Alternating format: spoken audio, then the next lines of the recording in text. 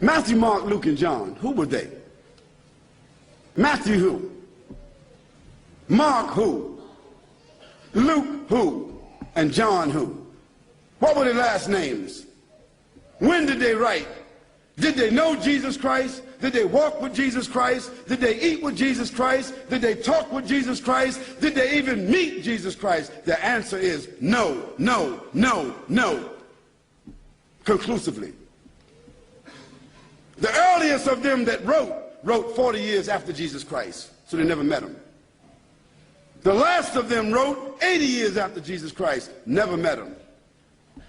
The other thing is, all of them seem to have written the gospel according to.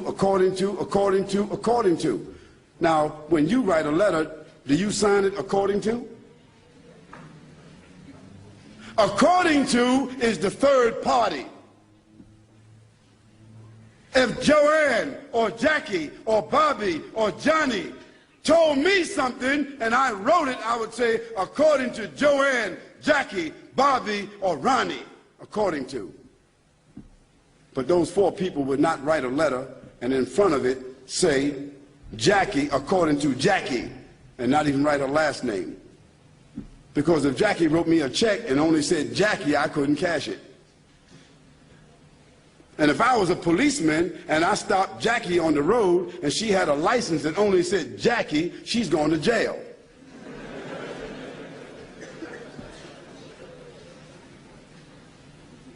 Where in the world is a document with only one name of four different writers that did not meet the one whom they're writing about? Where is that accepted in the whole world? Nowhere except in the Bible. And the church fathers and the church writers and the Christian historians, they all agree that perhaps those four writers themselves were only pen names. Because a writer would not write his first name according to.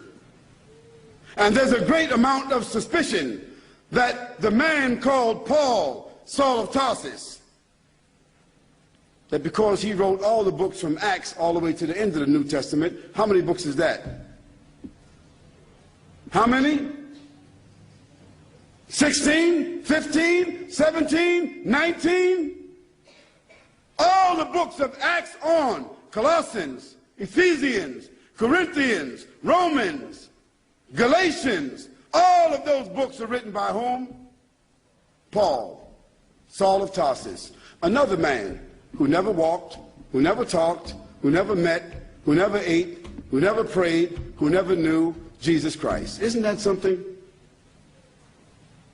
Now here we find four writers and another one between them that wrote all the New Testament books that never talked, never walked, never ate, never prayed, never met the man called Jesus Christ.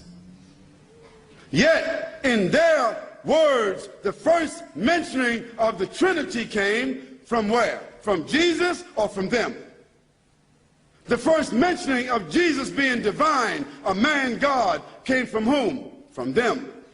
The first mentioning that Jesus is the Son of God came from whom? From them. Jesus never said in his own words any such words, but it was the men who never met him, who claimed to have written, who didn't know their last names. And Paul, by the way, before he had that vision on the road to Damascus that only he saw and only he heard, guess what his occupation was? Do you know? He was a bounty hunter, a hunter of Christians, hunting them down like animals, binding them and bringing them to where? To Rome, so that they could be executed. Now, if Hitler, after killing thousands of Jews, said that on the road to Berlin, he had a vision that he was named an apostle to the Jews, and he wrote 20 books that all the Jews were supposed to follow, Do you think they would be following that book? I don't understand how people just don't read history. This is not what Khalid said, so don't get angry with me. This is your own scripture, your own Bible scholars, their own church fathers. All of them agree that Paul never met Jesus, that Matthew, Mark, Luke, and John never met Jesus. By the way, they were not disciples. Nor were they walkers and talkers of the disciples. They were just writers and historians.